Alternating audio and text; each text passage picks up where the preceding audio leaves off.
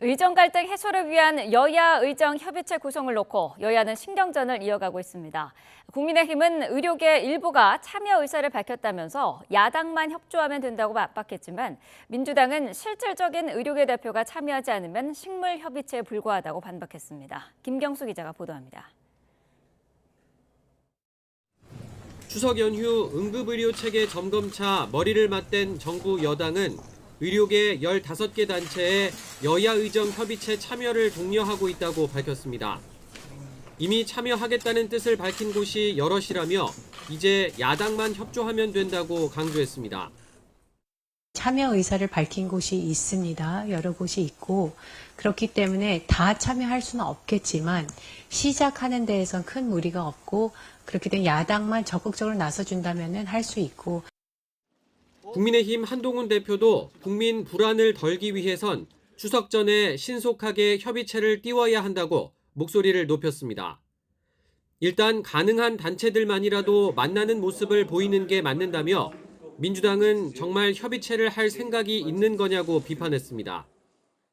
더불어민주당의 말씀은 웬만한 단체가 다 들어오지 않으면 여야 의정협의체를 출발할 수 없다는 입장입니다.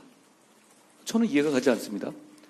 지금 의료계는 각각의 입장들이 다 다릅니다. 반면 민주당은 전공의 단체 등 사태 해결에 실질적으로 관련 있는 의료계 대표가 참여하지 않으면 협의체가 무의미하다고 선을 그었습니다. 엉뚱한 대책으로 자극하기만 하는데 의료계가 협상 테이블에 앉겠느냐며 정부 여당의 대응을 꼬집었습니다. 명실상부한 의료계 대표의 참여가 없는 식물협의체 발족은 아무런 의미가 없습니다. 국민의힘은 무엇을 위한 협의체인지 다시 한번 돌아보기를 바랍니다. 또 한동훈 대표가 명절 밥상 화두에 자신을 중재자로 올리고 싶어 민주당을 이용하는 게 아니냐며 의심의 눈길을 거두지 않고 있습니다. 한 대표 주장대로 일단 덮어놓고 출발했다가는 오히려 문제 해결을 더 어렵게 할 수 있다는 지적도 있습니다. 어떤 단체가 참여하기로 했다, 어떤 단체가 참여하기로 했다, 이런 얘기는 제가 보기엔 오히려 좀 혼선을 일으킬 수도 있는 부분이어서 저희들이 좀 더 넓게 만나 뵙고 넓게 설득하고 있는 과정이다. 2025년도 의대 정원 재논의와 대통령의 사과, 책임자 문책 등 야당이 내건 요구에서도 여야는 좀처럼 접점을 찾지 못하고 있습니다. 추석 연휴 전 협의체 출범이 사실상 어려워졌다는 전망이 적지 않습니다. YTN 김경수입니다. 네, 전해드린 대로 국민의힘은 의료계 단체 가운데 2곳이 협의체 참여 의사를 밝혔다고 했는데요. 하지만 해당 단체는 사실과 다르다고 입장을 냈습니다. 김주영 기자가 보도합니다. 국민의힘은 추석 연휴 전 협의체 구성을 위해 대한의학과 전국의대교수비대위, 전공의협의회 등 15개 의료계 단체에 공문을 보내 참여를 요청했습니다. 일부 단체와 비공개 면담을 했고 그 결과 협의체 참여에 긍정적인 반응을 보인 곳도 있다고 공개적으로 밝히기도 했습니다. 일부 의료단체가 참여 의사를 밝혔는데 정교의협과 또 의과대학, 의학전문대학원 협의회에서 일단 참여 의사를 밝혀왔습니다. 협의체 구성이 급물살을 탈 수 있다는 전망이 나온 이유입니다. 하지만 의료계는 여당 관계자의 발언에 황당하다는 분위기입니다. 전국의과대학 교수협의회는 입장을 내고 협의체 참여 여부를 논의하거나 결정한 바가 없다고 밝혔습니다. 학장들의 모임인 의과대학 의학전문대학원 협회도 여당 측과 만났을 때 구체적인 참여 의사는 표명하지 않았던 것으로 전해졌습니다. 대한의학 관계자는 공문을 받은 단체들 가운데 병원이나 병원단체 이외에는 협의체에 들어가겠다는 곳이 없는 것으로 안다고 밝혔습니다. 오히려 일부 의대 교수들은 정부가 의대 정원에 대한 입장을 바꿔야 한다며 사태를 만든 것도 해결할 수 있는 것도 정부라고 지적했습니다. 의료계가 협의체로 나와야 사태가 해결될 것처럼 말씀하시지만 정부의 입장이 바뀔 준비가 되어 있으셔야 사태가 해결될 것입니다. 환자단체나 노동계는 정치권을 향해 자신들도 참여시켜 협의체를 확대하자고 촉구했지만 정작 의료계가 시큰둥한 반응을 보이면서 협의체 구성이 실현될지는 여전히 미지수입니다. YTN 김주영입니다. 이런 가운데 당장은 추석 연휴를 앞두고 의료 대란 우려를 해소하기 위한 여러 대책을 내놨습니다. 의료진의 사법 부담을 줄이는 법안을 추진하는 동시에 연휴 기간 동네 병원의 진료를 지원해 의료 공백을 막겠다고 밝혔습니다. 임성재 기자입니다. 정부 여당이 의료계 달래기에 방점이 찍힌 의정 갈등 해소 대책을 내놨습니다. 우선 중증 필수 의료를 기피하는 요인으로 지목되어 온 의료진의 사법 부담을 덜기 위한 의료사고 특례법을 추진하기로 했습니다. 과도한 사법 부담을 낮추기 위하여 의료사고 처리 특례법 제정도 조속히 추진해 나가면서 신속하고 충분한 환자의 권리 구제를 위한 의료 분쟁 제도 개선에도 함께 추진해 나가기로 하였습니다. 현장을 떠난 지 6달이 지난 전공의들의 복귀를 위한 처우 개선안도 제시했습니다. 근무 시간을 제도적으로 줄이는 시기를 앞당기면서 이미 시행 중인 연속 근무 시간 단축 시범 사업을 확대하는 방안을 검토하기로 한 겁니다. 이는 연속 36시간 근무에서 24시간에서 30시간 내로 줄이는 내용을 골자로 합니다.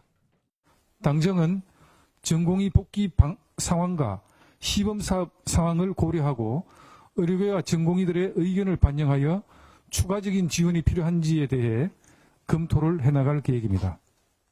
코앞으로 다가온 연휴 기간, 응급의료 체계 불안감을 해소하는 방안도 빼놓지 않았습니다. 오는 25일까지 추석 명절 비상응급 대응 주간을 운영하며 하루 평균 8천여 곳 동네 병의원이 문을 열도록 지원하는 대책입니다. 지난 설 연휴 기간 때보다 2배 이상 많다는 게 정부 설명입니다. 설 연휴에는 하루 평균 3,600여 개의 당직 병의원이 문을 열었지만 그보다 2배 이상 많은 하루 평균 약 8,000개의 당직 병의원이 환자들을 맡기로 했습니다.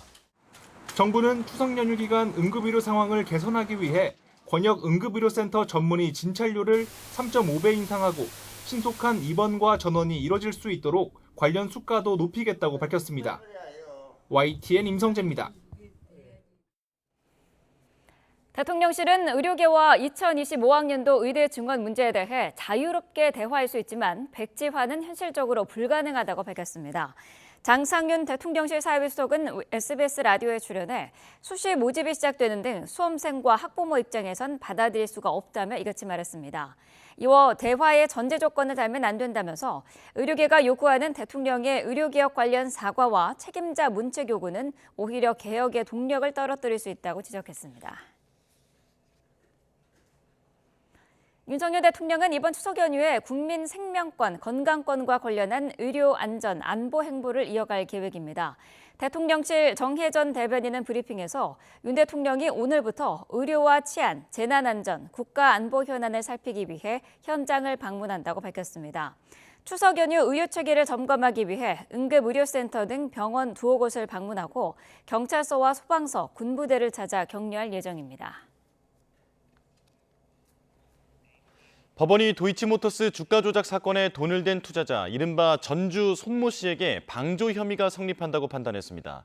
연루 의혹이 제기된 김건희 여사의 검찰 수사에도 영향이 있을 것으로 보이는데 검찰은 손 씨는 예외적인 경우라며 확대 해석을 경계했습니다. 김철희 기자입니다. 도이치모터스 주가 조작의 공모한 혐의로 기소됐다가 1심에서 무죄를 선고받은 전주 손모 씨. 이후 검찰은 손 씨가 최소한 주가 조작이 이뤄졌다는 걸 알면서도 범행을 도왔을 거라며 방조 혐의를 추가했는데 2심 재판부는 이에 대해 유죄를 선고했습니다. 보세요. 혐의 인정하시냐고요. 적어도 미필적 고의는 있다고 봤는데요. 재판부는 손 씨가 평소 자신의 투자 방식을 어기면서까지 주범들에게 협조하는 양상을 보였다는 점에 주목했습니다. 또 주포 김모 씨와 수시로 연락하며 자금을 동원해 주가를 부양한 점, 자금이 부족할 때는 정범들로부터 직접 도움까지 받은 점 등도 유죄 판단 근거로 작용했습니다. 이제 눈길은 검찰로 쏠립니다. 연루 의혹이 제기된 김건희 여사에 대한 처분을 2심 선고가 나오면 결정하겠다고 설명해왔기 때문입니다. 항소심 판결 결론을 세밀하게 살펴서 충분하게 검토한 다음 수사 전반에 반영해서 서울중앙지검 관계자는 선고 직후 YTN과의 통화에서 판결문을 면밀하게 분석해 진행 중인 사건 수사에 참고하겠다고 밝혔습니다. 다만 손 씨는 주가 조작 주포와 직접 소통하는 등 예외적인 경우에 해당한다면서 김 여사 등 다른 전주들과 단순 비교할 수는 없다고 설명했습니다. 그러면서 주가 조작 일당과 의사 연락이 이루어졌는지, 범행을 방조한다는 고의가 있었는지 등을 검토해 처분 방향을 판단할 거라고 덧붙였는데 결국 증거가 얼마나 확보됐느냐에 따라 기소 여부가 갈릴 거란 전망입니다. 다만 전주 손 씨에게 유죄가 선고된 만큼 여론 등 파장은 이어질 것으로 보입니다. YTN 김철입니다. 검찰이 주가 조작에 동원된 계좌 주인 윤석열 대통령의 장모 최은순 씨를 불러 조사했습니다. 서울중앙지방검찰청은 지난 7일 최 씨를 검찰청사에 비공개로 불러 조사했습니다. 검찰은 최 씨를 상대로 권오수 전 도이치모터스 회장을 알게 된 경위나 주가 조작이 이루어진다는 것을 알고 있었는지 등을 캐물은 것으로 전해졌습니다. 대통령실은 최근 이어지는 김건희 여사 행보와 관련해 여사의 행보를 정쟁으로 삼는 것 자체가 부적절하고 과하다고 밝혔습니다. 대통령실 관계자는 기자들과 만나 야당을 중심으로 김 여사 행보가 권한을 넘어선 것 아니냐는 지적이 나오는 데 대해 대통령이 챙기지 못하는 목소리를 함께 듣는 것도 영부인의 역할이라며 이같이 말했습니다. 이어 김 여사가 사회적 약자층의 목소리를 듣는 등 봉사활동 전반에 집중하고 있다며 일회성에 그치지 않고 약자와 소외계층을 돌보는 행보를 꾸준히 할 예정이라고 강조했습니다. 윤석열 대통령 취임 전후로 대통령 집무실과 관저를 옮기는 과정에 여러 가지 위법 부당한 행위가 있었던 사실이 감사원 감사 결과 드러났습니다. 대통령실은 시간이 급하고 보안을 지키느라 불가피한 측면이 있었지만 시민단체가 제기했던 이전 관련 특혜 의혹은 없었다고 강조했습니다. 김대겸 기자의 보도입니다. 지난 2022년 시민단체가 청구한 대통령실 이전 관련 불법 의혹에 대해 감사원이 감사에 착수한 지 1년 8개월 만에 결론을 내놨습니다. 감사원은 대통령 취임식 전에 집무실을 이전하며 급하게 공사를 추진한 정황이 여러 곳에서 확인됐다고 밝혔습니다. 특히 집무실 이전은 거의 모든 공사가 설계 도면과 예산 비용 산출이 없는 상태에서 진행됐다고 지적했습니다. 관리 감독도 소홀해 허가를 받지 않은 업체가 들어오게 되는 불법 하도급이 많았고 3억 원 넘는 예산이 과다 지급된 사실도 밝혀졌습니다. 한남동 관저 보수공사 역시 계약서를 쓰지 않는 상태에서 공사가 시작돼 15곳 이상 무자격 업체가 승인도 받지 않은 채 공사를 진행했습니다. 감사원은 공사 관리 감독을 맡았던 김호진 전 대통령실 관리비서관에 대해 추후 공직 임용 시 인사검증 자료로 활용할 수 있도록 대통령 비서실에 통보했습니다. 비서실은 실제 공사 내역을 정확히 반영하는 준공도면 등을 제출받지 않아 법령상 절차에 따른 준공검사가 가능하지 않게 되는 등 관련 업무를 소홀히 하였다고 판단됩니다. 방탄창문 공사 책임자였던 전 경호처 직원 A 부장이 연루된 각종 위법 행위도 감사를 통해 확인돼 파면 요구됐습니다. A씨는 평소 알고 지내던 브로커에게 공사를 맡기면서 4억 7천만 원에 불과한 방탄창문 공사에 20억 원의 예산을 쓰도록 해 15억 원 넘는 혈세가 낭비됐습니다. 감사원은 A씨가 금액이 부풀려질 가능성이 크다는 사실을 알면서도 원가 계산과 가격 조사를 하지 않았다고 설명했습니다. 이 밖에 공사 수주업체에 지인의 땅을 시세의 2배 가격을 주고 사도록 강요하는가 하면 공사비 1억 7천만 원까지 대납하게 했습니다. 감사원은 범죄에 연루된 3명을 검찰에 수사 요청하고 대통령 비서실과 관계기관에 주의를 촉구했다고 밝혔습니다. 대통령실은 감사원 확인 결과 업체가 가져간 이유는 통상적 수준이었고 이전 관련 특혜는 없었다고 강조했습니다. 이어 사업의 시급성과 보안성 등으로 생긴 미비점에 대해선 앞으로 재발 방지책을 마련하겠다고 덧붙였습니다. YTN 김대겸입니다.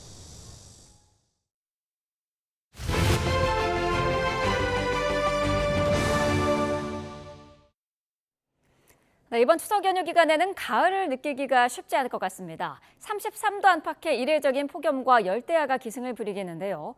귀성길에는 산발적으로 비가 오겠고 일부 해상에는 높은 파도가 예상돼 배편 이용에 불편이 예상됩니다. 정혜윤 기자입니다.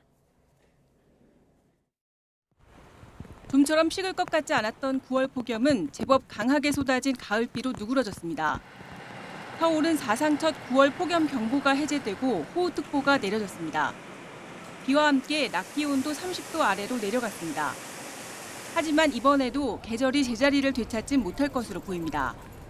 비가 그치고 본격적인 추석 연휴가 시작하면서 다시 폭염 수준의 더위가 찾아올 것으로 전망됐기 때문입니다. 추석 연휴 동안에는 남쪽으로부터 유입되는 덥고 습한 공기로 인해 30도 내외의 더위와 열대야가 나타나는 곳이 많겠으며 산발적으로 비가 내리는 곳도 있겠습니다.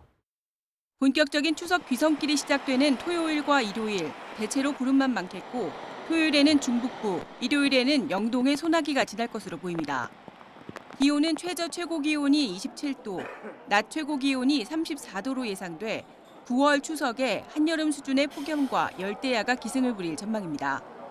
추석 전날에는 대체로 흐린 가운데 남부 일부와 제주도에 비가 오는 곳이 있겠지만 추석 당일에는 점차 날이 개면서 맑고 더운 날씨가 이어지겠습니다. 따라서 한가위 보름달은 전국에서 구름 사이로 볼 수 있을 전망입니다. 서울에서는 오후 6시 17분부터 밝은 달이 떠오르겠고 대전 오후 6시 14분, 광주 오후 6시 15분, 대구에서는 오후 6시 9분쯤 보름달을 볼 수 있겠습니다. 연휴 마지막 날도 영동을 제외한 내륙은 비교적 맑고 덥겠습니다. 다만 섬 지역으로 가는 귀성객과 귀경객들은 배편 이용 시 결항 여부를 미리 확인해야 할 것으로 보입니다. 중국을 향하는 13호 태풍 버빙카의 간접 영향으로 제주도와 남부 해상은 연휴 내내 물결이 풍랑특보 수준까지 높게 일 것으로 보이기 때문입니다. 또 연휴 후반에는 먼 남해상에서 또 다른 태풍이 발달할 가능성도 있습니다. 기상청은 연휴 기간 이례적인 폭염 속에 날씨 상황이 무척 유동적이라며 발표되는 기상정보에 귀를 기울여달라고 당부했습니다. YTN 정혜윤입니다. 전통시장에서 4인 가족 기준 차례상을 준비할 때 총 28만 원 정도가 필요한 것으로 나타났습니다. 한국물가협회는 지난 10일 서울과 6개 광역시의 전통시장을 중심으로 28개 차례용품의 가격을 조사한 결과 차례상 비용이 총 28만 790원으로 집계됐다고 밝혔습니다. 지난달 22일 기준으로 조사된 차례상 비용은 28만 7,100원으로 이번 조사에서 0.6% 낮아졌습니다. 품목별로는 시금치, 무 등 채소류 가격이 지난 조사보다 10% 이상 올랐지만 배, 닭고기, 북어포 가격은 하락한 것으로 조사됐습니다. 지난 4년 사이 고속도로 휴게소에서 파는 돈가스류 평균 가격이 20% 올라 휴게소 10대 음식 가운데 처음으로 평균 10,000원을 넘겼습니다. 우동류 21%, 비빔밥류도 18% 오른 가운데 라면류와 떡꼬치, 핫도그는 1년 전보다 가격이 내린 것으로 나타났습니다. 고속도로 휴게소에서 많이 팔리는 음식 가운데 우동과 돈가스, 비빔밥 가격이 가장 많이 오른 것으로 나타났습니다. 최근 명절을 맞이하는 우리 사회의 모습이 점점 변하는 분위기입니다. 명절 음식이 스트레스로 다가오면서 온 가족이 모여 전을 부치고 송편을 만들기보다 조리된 음식을 사서 먹는 경우가 늘어나고 있습니다. 오동건 기자가 취재했습니다.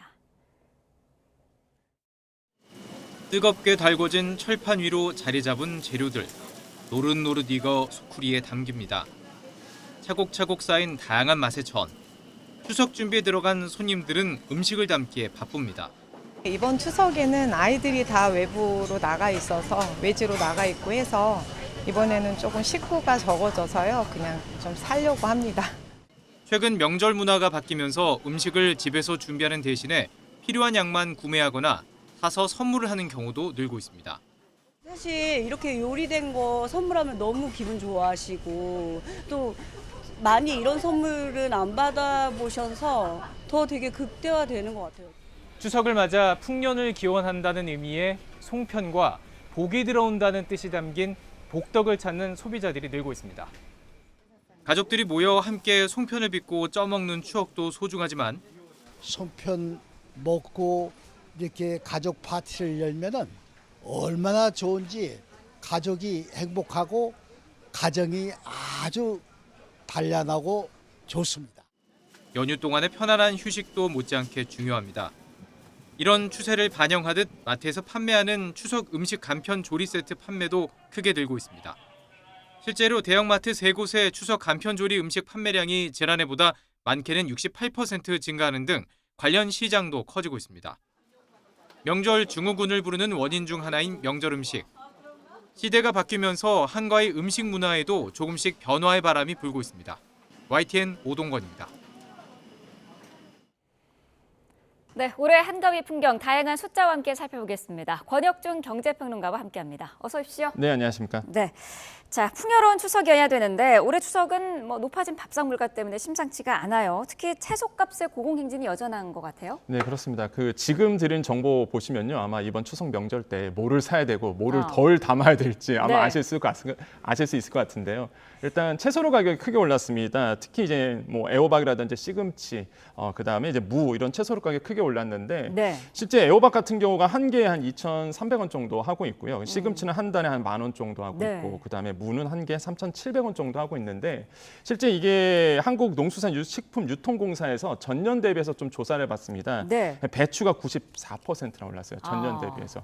그다음에 이제 무가 58% 올랐고 조기가 33% 올랐다. 이렇게 이제 조사가 됐는데 네. 지금 차트에 보시다시피 비용 상승이 될 수밖에 없습니다. 네. 와이프가 어제 이제는 반찬 가게를 갔다 왔어요. 네. 왔는데 다른 거 사려고 아까 리포터도 잠깐 나왔잖아요. 조리된 네. 음식 사려고 네. 갔는데 이게 김치가 요 주먹만한 게 5,000원 한다고 하더라고요. 그러니까 배추랑 무 가격이 크게 올라서 지금 김치 사 먹는 것도 굉장히 좀 부담스러울 것 같다라고 말씀을 드립니다. 그래서 이런 채소류 가격 중심으로 굉장히 크게 올라서 추석 차례상 비용이 좀 올라가지 않을까 생각을 하고 있습니다. 네, 요즘 장 보러 갈 때마다 깜짝깜짝 놀란다는 분들이 많으신데 네. 추석 차례상 비용을 봤더니 지난달 조사 때보다는 그나마 조금은 하락을 했더라고요. 예, 맞습니다. 이제 한국물가협회에서 이제 조사를 했습니다. 그래서 지난달 22일에 1차 조사를 했고요. 네. 이번에 이제 2차 조사를 했는데 어쨌든 간에 소폭 내렸습니다. 지난주보다는 지난 1차 조사는 소폭 내렸는데 지금 이제 전통시장에서 이제는 만약에 4인 가족으로 이제는 차례상 비용을 든다 그러면 28만 원 정도 이렇게 드는 걸로 조사가 됐고요. 네. 그다음에 대형마트가 35만 6천 원 정도 드는 것으로 이제 조사가 됐어요. 그래서 아무래도 역시나 예상하셨다시피 전통시장에서 장 보는 것이 21% 정도 더 저렴하다라고 이제 말씀을 드리겠습니다. 네. 많은 분들이 아마 전통시장에서 장을 이제 보실 것 같은데요.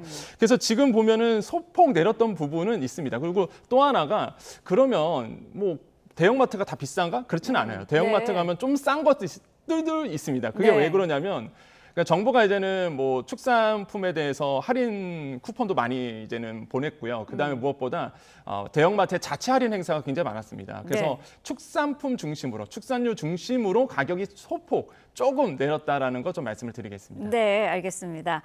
자, 고물가의 영향이 선물 세트에도 영향을 미치고 있는데 올 추석에는 특히 가성비 선물 세트가 인기라고 하더라고요. 네, 가성비면 어느 정도가 기준이 가성비일까라고 본다 그러면 보통 3만 원 이하를 뽑습니다. 3만 원이요? 네, 그래서 1에서 3만 원 정도 사이에 이제 선물 세트가 굉장히 잘 나가고 있다라고 지금 조사가 되고 있거든요. 네. 한 마트 같은 경우에는요, 사실상 이제 조사를 쫙 해봤더니 3만 원 이하의 어떤 소비자의 니즈가 굉장히 많았고 그래서 이제는 그 한 대형마트 같은 경우는 가성비 좋은 3만 원 이하의 선물 세트로 준비를 많이 했다고 합니다. 네. 그 정도로 지금 이제 짠물 소비라고 보통 얘기하죠. 그래서 이렇게 하고 있고 지금 이제는 차트에 나오다시피 지금 고물가 추석 선물 중저가 인기가 되고 있는데 요건 이제 이마트 자료인데요. 이제 5만 원 미만의 선물 세트가 더 많이 늘어났고 10만 원 이상의 선물 세트가 6% 정도 이제 감소된 것으로 이제 보여지고 있습니다. 그런 거 봤을 때 역시나 이제는 짠물 소비, 그래서 가성비 좋은 제품을 살려고 하는 모습들이 굉장히 많이 나오고 있다라고 좀 생각을 해보겠고요. 네. 이런 점들이 아마 좀 트렌드가 많이 변해가고 있지 않나 이렇게 생각을 해보겠고 그러다 보니까 지금 대형마트와 백화점도요. 아무래도 이제는 짠물 소비가 되다 보니까 그러면 이제는 구성품을 만들어야 되잖아요. 네. 그래서 이제 가성비 추석 선물 세트의 비중을 이렇게 나눠놨습니다. 그래서 1만 원에서 4만 원대의 이제는 상품들을 더 늘렸고요. 그다음에 10만 원 이상의 상품들이 이제 지난해보다 설보다 39% 내린 거죠. 그러니까 대형 마트들도 이렇게 발빠르게 움직이면서 소비자의 마음을 잡고자 이제 노력을 하고 있다라고 말씀을 드리겠습니다. 네, 그렇군요.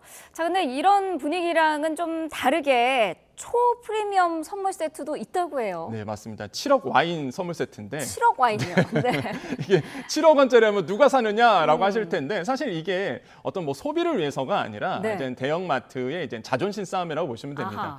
우리는 이렇게 고가의 상품을 이제 소싱할 수 있는, 준비할 수 있는 능력이 있고 프리미엄 상품로 준비되어 있다라는 어떤 보여주기식 사실상 전략이라고 보시면 되겠고 실제 사가는 사람이 있으니까 또 준비를 했겠죠. 그래서 7억 원짜리 와인 선물 세트가 등장을 했고요. 이게 마시고자 하는 게 아니라 네. 소장 가치가 있다고 합니다. 못 마실 것 같아요. 그러니까요. 네. 그래서 이 7억 원짜리 와인 선물 세트가 한 마트에서 이제 준비가 된 거고 유통업체에서 이런 점들이 좀 양극화가 좀 일어나고 있다. 뭐 요즘 부동산도 양극화인데 선물 세트까지도 이제 양극화다 보니까 굉장히 만감이 좀 교차한다라고 말씀을 드립니다. 네. 자, 한편 추석 때 주고 싶은 선물 그리고 받고 싶은 선물에도 차이가 있는 것으로 좀 드러났어요. 네, 실제 이제 조사를 했습니다. 민간에서 유통업체에서 조사를 했는데 이게 주고 싶은 선물을 봤더니 과일 선물 세트가 이제 1위를 뽑았습니다. 이게 네. 주고 싶은 마음과 받고 싶은 마음이 좀 다른가 봐요. 그래서 아무튼간에 주고 싶은 거는 과일 선물 세트가 1위를 꼽았고 그다음에 네. 상품권, 그다음에 정육 선물 세트 순으로 이제 뽑았습니다. 그럼 이제 받고 싶은 게 있을 거 아니에요. 네. 그럼 받고 싶은 거 1위를 물어봤더니 상품권 이렇게 1위를 뽑았는데 그다음에 정육 과일 세트 순이었습니다. 그러니까 상품권 아시겠지만 또 이거 갖고 다양한 제품들을 살 수 있다 보니까 그렇죠. 이렇게 상품권이 받고 싶은 선물 1위로 이제 조사가 됐습니다. 그래서 이런 것들을 봤을 때 또 이번에 추석에 대한 부분, 때문에 이게 또 니즈가 매번 또 바뀌는 부분이 있거든요. 네. 그러다 보니까 좀 저는 이 차트를 보면서 이런 조사를 보면서 지금 경기가 좀 안 좋구나. 확실히 왜냐하면 받고 싶은 건 상품권이다 보니까 현금할 수도 있고 그래서 그렇죠. 이런 부분들이 좀 느껴진다고 말씀을 드립니다. 올해 또 과일 가격이 조금 하락한 것도 영향을 미친 것 같아요. 맞습니다. 네. 자, 연휴가 길수록 해외를 찾는 그런 분들이 많아진다고 하는데 올해 추석도 여전한 것 같아요. 네, 그렇습니다. 지금 아마 많이들 생각을 하실 텐데 이번 추석 기간 연휴 길잖아요. 네. 특히 이제는 뭐 다음 주에 목금이죠. 19일과 20일 연차 이틀 내서 가면 최장 9일을 쉴 수 있습니다. 그러다 네. 보니까 많은 분들이 이번 폭염 아직 끝나지 않았잖아요. 덥죠. 그다음에 지난 여름 때 못 갔던 여름 휴가 아예 그냥 이번에 써야 되겠다라는 분들이 많아지면서 네. 좀 놀 때 놀자 이런 심리가 좀 강해졌습니다. 그래서 이제는 많은 분들이 최장 9일을 해서 해외 여행을 이제는 계획하겠다라는 분이 늘어났습니다. 네. 이게 2020년부터 이제 조사가 됐어요. 이게 인천공항공사에서 조사를 했는데 네. 그럼 이번 추석 연휴 때 해외여행 갈 계획이 있느냐 했을 때 2020년 1.9%, 2021년도 2%, 22년도 이제 3.2%인데 이때는 이제 코로나 기간이었습니다. 아하, 그래서 네. 많은 분들이 이제 해외 여행을 자제했었고 네. 이제 일상으로 회복이 됐죠. 작년부터 2023년부터 9.3%, 올해는 11.2% 나오면서 이제 해외 여행을 떠나겠다라는 이제 비중들이 굉장히 많아졌고요. 역대 최대입니다 지금까지. 역대 최대요? 네, 11%가 역대 최대고요. 그래서 연차 붙여 쓰겠다라는 분들이 늘어났어요. 또 그래서 지난해 같은 경우는 72.6%였다가 지금 보시면은 75.4%, 그러니까 2.8%포인트 좀 증가됐죠. 왜 그러냐면 또 올해 같은 경우는 아까도 말씀드렸다시피 최장 9일을 쉴 수 있거든요. 네. 연차 2일을 붙이게 되면은 그래서 아마 많은 분들이 지금 연차를 붙여 쓰는 분들도 굉장히 많아졌습니다. 그래서 해외로 이렇게 또 많이 떠나시잖아요. 이게 길면은 해외로 많이 가시잖아요. 그래서 그렇죠. 물어봤어요 또. 그래서 해외에서 어느 데를 많이 갈 거냐 했더니 일본을 또 1위로 뽑으셨습니다. 그다음 네. 베트남 2위를 뽑았는데 그런 거 봤을 때에 이번에 아마 많은 분들이 해외에 나가셔서 아마 휴일을 보내지 않을까 이렇게 생각을 하고 있습니다. 그렇군요. 국내 소비 진작도 좀 중요한 부분인 것 같은데 그래도 뭐 민족 대이동이라는 표현도 있지 않습니까? 많은 분들이 귀성길에 나설 전망이에요. 네, 그렇습니다. 지금 보시면은 이제는 귀경길, 귀성길 이렇게 이제는 뭐 차트가 계속 이제 나올 것으로 보고 있는데 네. 지금 물어봤습니다. 또 그러면은 이제는 언제 가고 언제 돌아올 거냐라고 이제는 사람들한테 물어봤었는데 네. 좀 보니까요. 지금 보니까 이제 오시는 분들, 그러니까 서울에서 떠나시는 분들 같은 경우에는 굉장히 좀 많아질 것으로 보고 있습니다. 그래서 지금 차트를 봤습니다. 귀성 출발 봤을 때 추석 전날 16일에 좀 많을 거다 이렇게 좀 얘기를 하고 있고요. 네. 그다음에 귀경길 그러면 이제 언제 돌아올 거냐 했더니 22%가 18일 오후를 뽑았거든요. 네. 그러니까 보면은요 혼잡도는 17일 날 가장 많을 것으로 지금 보고 있습니다. 그래서 17일 날이 아마 추석 당일이죠. 그래서 아마 혼잡도가 굉장히 많을 거고 그래서 이제는 그 한국도로공사에서 어떤 얘기를 하냐면 정체를 피하려고 그러면 13일 저녁에 떠나라. 그러니까 오늘이죠 13일, 사실. 네. 오늘 저녁에 이제 가셔야 되는 거고 그러면 이제 정체를 피하기 위해서 집으로 돌아올 때는 이제 18일 이른 새벽을 이용하라 이렇게 얘기를 하고 있습니다. 그래서 네. 지금 뭐 차트에 나오고 있죠. 그래서 저렇게 이제는 언제가 좋을까라고 해서 물어봤을 때 저 정도 이제는 권유를 하고 있고 이런 부분에 대해서 좀 보시면서 아마 그 밀리는 시간대를 좀 피해 가시는 게 굉장히 도움이 될 것 같다고 말씀을 드립니다. 네. 고속도로 이용할 때 이렇게 차가 막히면 휴게소에 들리게 되는데 네. 휴게소에서 또 음식 사 먹는 재미가 있지 않습니까? 맞습니다. 네, 평론가님 주로 어떤 거 드시나요? 전 아메리카노 먹습니다. 아, 그렇군요. 잠을 깨기 위해서죠. 네, 근데 아메리카노 먹는데 이게 사람은 다 똑같은가 봐요. 그러니까 실제 물어봤습니다. 또 네. 이렇게 뭐를 많이 먹느냐라고 했을 때 아메리카노가 부동의 1위였다라고 조사가 됐어요. 그러면서 아메리카노를 가장 많이 먹고 그 지난 설 연휴 기간 때 이제는 2위가 호두 과자였고요. 3위가 우동이었거든요. 근데 이제는 지난해 추석에는 2위와 3위가 좀 바뀌었습니다. 부동의 1위는 아메리카노고요. 네. 2위가 이제는 우동이었고 그다음에 3위가 호두 과자였거든요. 그러니까 이게 조금씩 바뀌지만은 어쨌든 간에 이렇게 가장 잘 먹는 음식들이 항상 있다라는 거죠. 그래서 이번 아마 추석 명절에도 비슷하지 않을까라 생각을 하는데 네. 근데 이제 좀 부담스러운 부분이 있습니다. 음식값이 이 계속 오르고 있는 부분이 있어요. 실제 또 조사를 해봤더니 우동과 돈가스, 김밥류가 굉장히 많이 올랐습니다. 한국도로공사 자료인데요. 2020년부터 2024년까지의 기간을 봤더니 이게 우동류가요 21% 올랐습니다. 가장 많이 올랐다라고 보시면 되겠고 그다음에 돈가스류가 21% 이제 오르게 됐고요. 네. 그래서 이런 거 봤을 때 좀 이제 먹는 것도 좀 부담이 된다라고 좀 생각을 해봐요. 그래서 이런 점들. 근데 제가 봤을 때 이번에 우동 가격이 좀 떨어질 거라고 보고 있습니다. 지금 아시겠지만 밀가루 가격이 떨어졌거든요. 네. 그래서 아마 면 종류의 가격은 아마 소폭 조정되지 않을까. 그러니까 좋은 쪽으로 인하되는 쪽으로 조정되지 않을까라고 보고 있습니다. 네. 자, 명절을 이용해서 뭐 해외여행 여기도 했습니다만 국내 여행을 하는 분들도 있을 것 같은데 정부에서 지금 비수도권의 관광 활성화를 위해서 다양한 지원책을 내놓기도 했어요. 네, 그렇습니다. 숙박 쿠폰 50만 장 이제는 보내고 있는데 국민들에게 그래서 이런 것들 활용해서 사실상 여행을 떠나시는 분들이 굉장히 많아지고 있습니다. 특히 인구 감소 지역도 있거든요. 여기에는 철도 비용을 좀 저렴하게 갈 수 있도록 쿠폰도 주고 있습니다. 그래서 이런 점들을 활용해서 인바운드죠. 한마디로 국내 여행을 떠나시는 분들이 많아질 거로 보고 있는데 근데 한편으로는 사실상 계속 해왔던 정책이거든요. 그러다 보니까 너무 식상하지 않냐 이런 좀 비판도 있습니다. 그래서 제가 항상 생각하는 건 그거예요. 이제 지자체들마다 축제가 마련돼 있는데 이거에 대해서 좀 홍보를 좀 강화해야 되는 부분이 아닐까라는 생각을 많이 합니다. 왜냐하면 좋은 축제들 굉장히 많거든요. 근데 대부분의 서울 수도권 사시는 분들이 잘 모르세요. 그래서 이제 지방에 있는 좋은 축제들 그 기간에 맞춰서 좀 뭐 지방에서 여름 보내기 아니면 추석 연휴 보내기 하면 참 좋을 것 같다는 생각을 많이 해봅니다. 네, 가족들과 함께 이런 축제 찾아가는 것도 좋을 것 같아요. 네, 맞습니다. 자, 명절 때 뭐 여행 계획하는 분들도 있고 택배로 선물을 보내는 분들도 많은데 소비자원에서 피해 주의보를 내렸어요. 네, 그렇습니다. 이번에 이제는 소비자원에서 조사를 또 해봤습니다. 이제 언제 뭐 어떤 추석 연휴 동안 어떤 문제가 있었냐라고 봤을 때 이제는 많은 분들이 또 해외 가시잖아요. 아니면 또 부산에 가실 때 비행기 타시는 분들이 있고 어쨌든 간에 이 항공권에 대한 이제 민원이 굉장히 많았다고 이제 조사가 됐어요. 그래서 이제 피해 구제 신청 건수를 봤더니 이게 17% 정도 차지했습니다. 그러니까 1년 기간 동안 이제 그 추석 연휴 기간, 그러니까 7월과 8월, 9월까지 해서 봤을 때 어떨 때 민원이 많이 들어오느냐? 바로 이제는 590건 정도 해서 이게 한 17% 정도 되거든요. 전체 기간에. 택배 같은 경우에도 피해 건수가 161건 나왔는데 이것도 마찬가지입니다. 이것도 전체 기간에 봤을 때 9월과 10월 지금 보고 있죠. 그래서 17% 정도. 그래서 한 18% 요 정도 이제는 9월과 10월에 집중되고 있는 거죠. 그래서 이런 부분이 이제는 좀 민원이 많이 발생하고 있고요. 보면 이제 항공권 같은 경우는 청약 철회 부분도 많고요. 그다음에 이런 청약을 철회했는데 이거 이제 환불이 제대로 안 되는 경우, 그다음에 이제 위약금 과다 청구 이런 것들이 이제는 가장 민원 건수가 많았습니다. 그다음에 택배 같은 경우에도요. 이제 파손 부분들이 굉장히 많았거든요. 그래서 이런 것들이 가장 피해 구제 신청 건수가 주요된 이유다라고 말씀을 드립니다.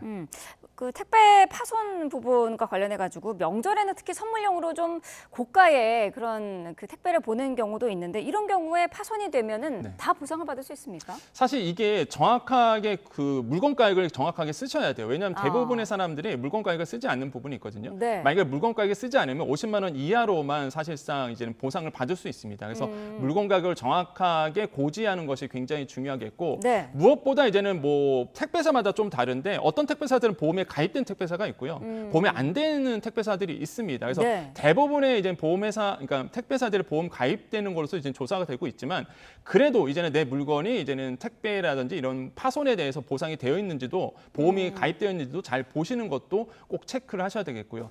또 한 가지 아까 항공권 이제 말씀을 드렸는데 많은 분들이 또 모르시는 부분이 있습니다. 이제 운임이 있잖아요. 사실 운임은 내가 만약에 내 규칙 사유로 내가 취소하면 운임은 못 돌려받겠죠. 네. 하지만은 그 이외에 뭐 유류활정료나 공항시설 이용료, 출국 납부금 같은 경우에는요. 이건 운임 위에 별도거든요. 이거는 1년 이내에 신청하면 항공사로부터 돌려받을 수 있는 금액입니다. 근데 이거를 대부분 모르셔갖고 네. 이게 소멸시효가 1년이거든요. 지금 물론 개정상에서 지금 5년으로 바꾸려고 하고 있는데 이게 소멸시효가 1년이다 보니까 1년 지나면 못 돌려받아요. 네. 그래서 만약에 내가 항공권을 취소했다, 그럼 나는 다 버리는 게 아니라 빨리 신청하셔서 이거에 대해서 뭐 운임 빼고 제외된 금액에 대한 이런 부분은 돌려받을 수 있기 때문에 신청을 하시라. 보통 조사해 보면 도쿄 항공권 같은 11만 원 정도 돌려받을 수 있는 것으로 조사가 됐거든요. 네. 그래서 이런 것들을 꼼꼼하게 챙기시는 것이 굉장히 중요하겠다고 말씀을 드리겠습니다. 알겠습니다. 자, 이런 부분들은 꼼꼼하게 개인적으로 좀 챙기셔야 될 것 같습니다. 권혁중 경제평론가와 함께했습니다. 오늘 말씀 감사합니다. 네, 감사합니다.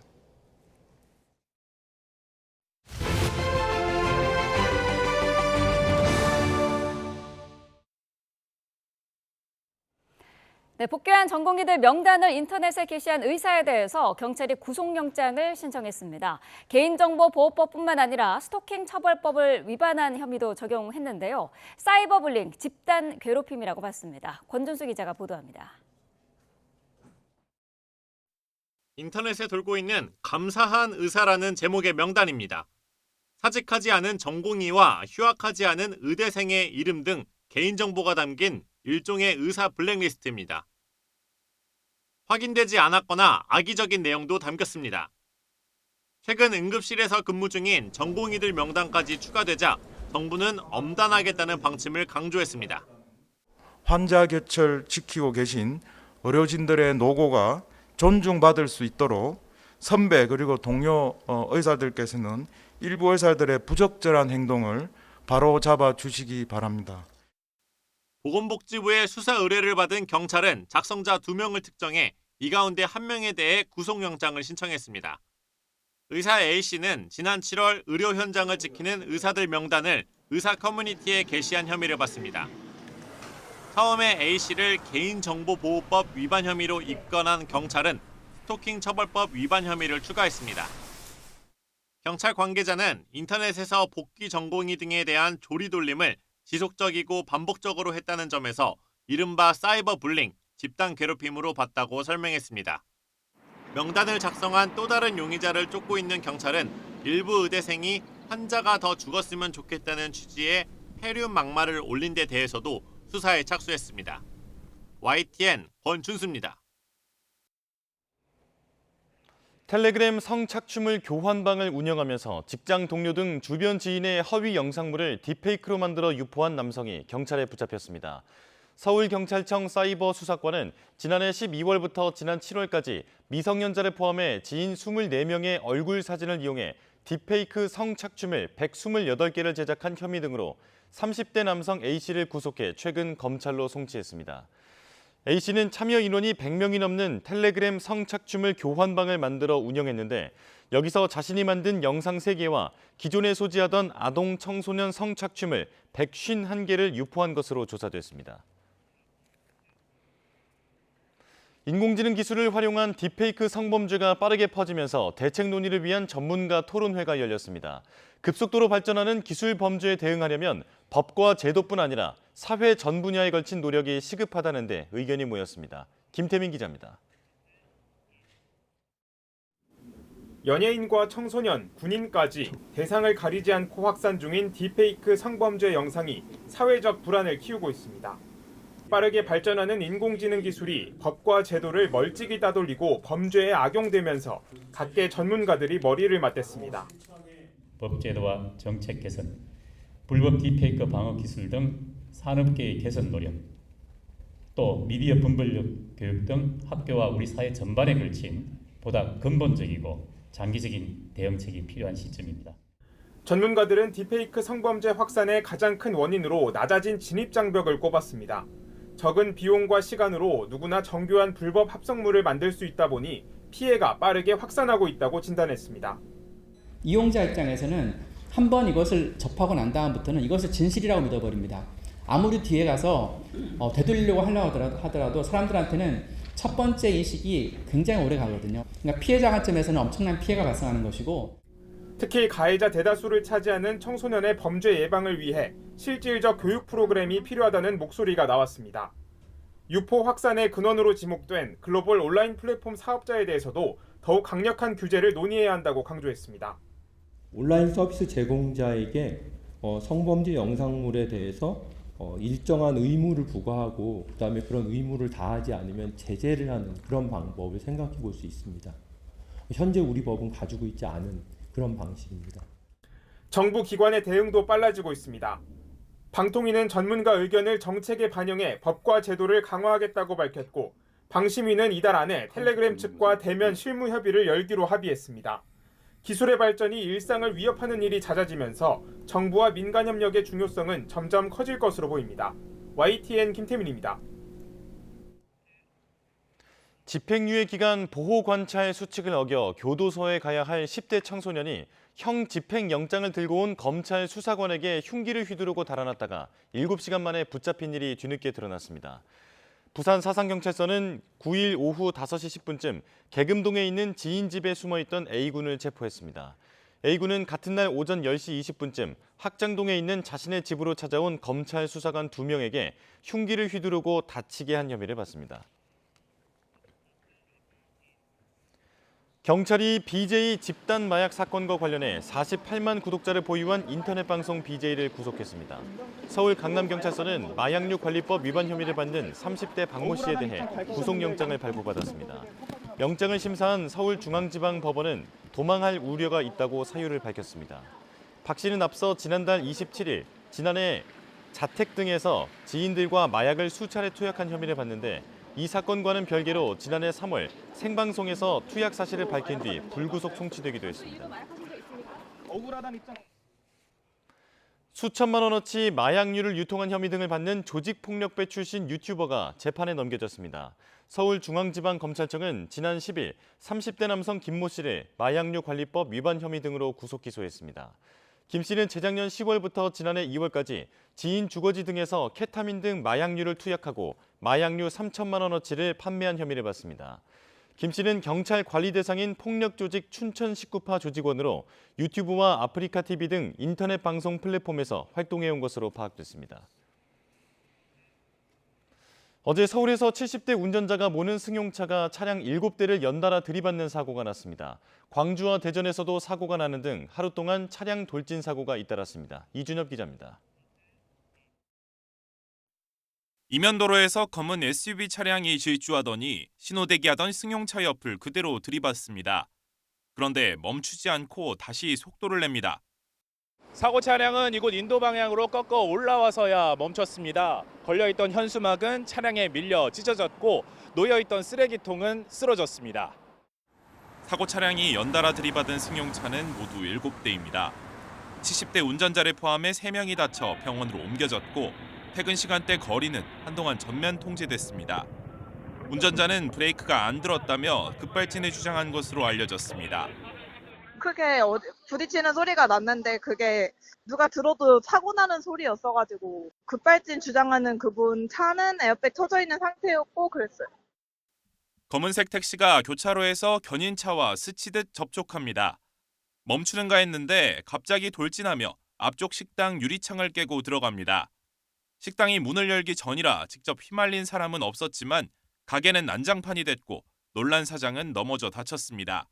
운전자는 전기차에 익숙하지 않은 탓에 페달을 헷갈렸다고 경찰에 진술한 것으로 전해졌습니다.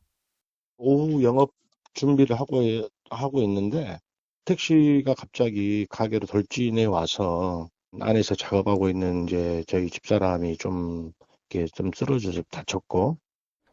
만취 운전자가 모는 SUV 차량이 인도로 돌진했습니다. 변압기를 들이받으면서 30대 운전자가 다쳐 병원으로 옮겨졌고 지나가던 사람이 없어 큰 사고로 이어지지는 않았습니다. YTN 이준엽입니다.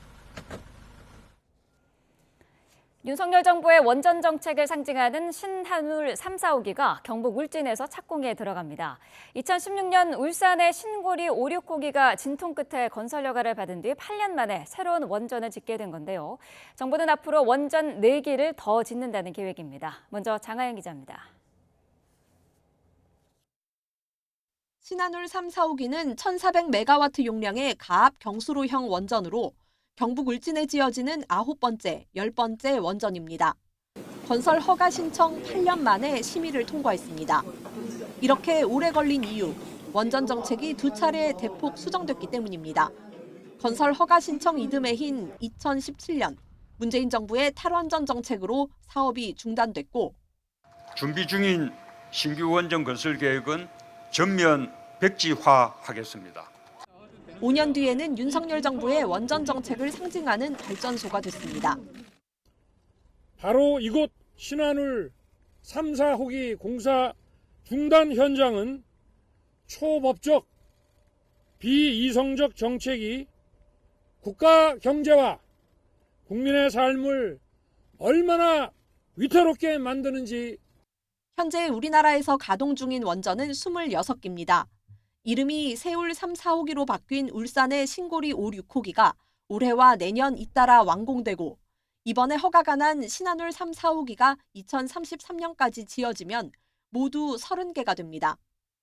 설계 수명이 만료되는 원전도 계속 운전할 수 있도록 절차를 밟고 있습니다.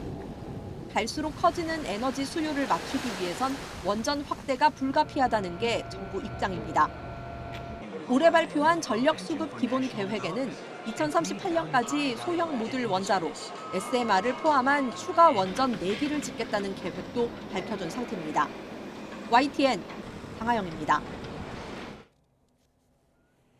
네, 이번에 건설 허가가 난 신한울 3, 4호기는 최신 원전 건설 공법이 적용돼 안전성 부분에서 합격점을 받았다는 평가입니다.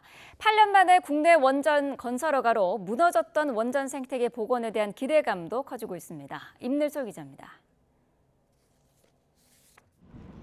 한국형 원전인 APR 1400이 적용된 신한울 3, 4호기는 현재 건설 중인 세울 3, 4호기와 주요 설비, 설계가 같습니다. 국산화에 성공한 원자로 냉각제 펌프와 원전 계측 제어 시스템 등 최신 원전 공법이 적용됐는데 2년 동안의 안전성 검토에서도 합격점을 받았습니다. 만약 신한울 3, 4호기에서 냉각제가 새어나오는 등의 사고가 일어나면 원자로 주변 3km 이내에서 예상되는 전신 피폭량은 사고 기간 10.5mS로 제한 기준 250mS보다 적습니다. 또 비상 상황에서 노심의 열을 떨어뜨리는 비상노심 냉각 장치는 핵연료를 1200도 이상까지 오르지 못하게 설계됐습니다. 후쿠시마 사고 같은 중대 사고가 발생하는 것에 대비해서 중대 사고를 방지하기 위한 평가와 설계가 고려돼 있고 만약에 중대 사고가 일어난다고 하더라도 그 부분을 완화할 수 있는 대응 설계가 갖추어져 있습니다. 체코 원전 수주에 이어 8년 만에 국내 원전 건설이 허가됨으로써 무너졌던 원전 생태계가 다시 살아날 거라는 기대감이 커지고 있습니다. 특히 신한울 3, 4호기는 아랍에미리트에 수출한 한국형 원전을 국내에서 또 한 번 건설 운영한다는 점에서 원전 수출을 이어갈 교두보가 될 전망입니다. 원전 건설이 재개됨에 따라서 건설 부문이라든지 제조 부문이라든지 이런 부분이 재활성화될 가능성이 있어서 생태계 복원에서는 긍정적 사인이라고 생각합니다. 문제는 원전 내 임시 저장 중인 사용 후 핵연료가 2030년부터 차례로 포화 상태에 이른다는 점입니다. 전문가들은 원전 생태계의 건강한 복원을 위해 고준위 특별법 제정도 함께 진행되어야 한다고 지적했습니다. YTN 사이언스 임늘솔입니다.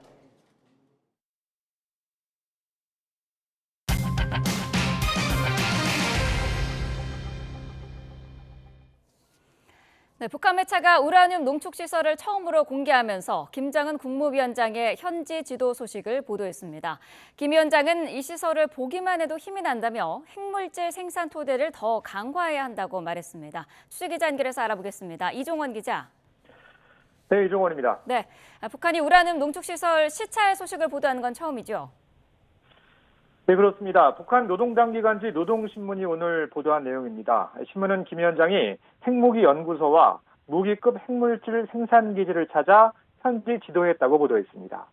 시찰 날짜를 밝히지는 않았지만 최근으로 보입니다.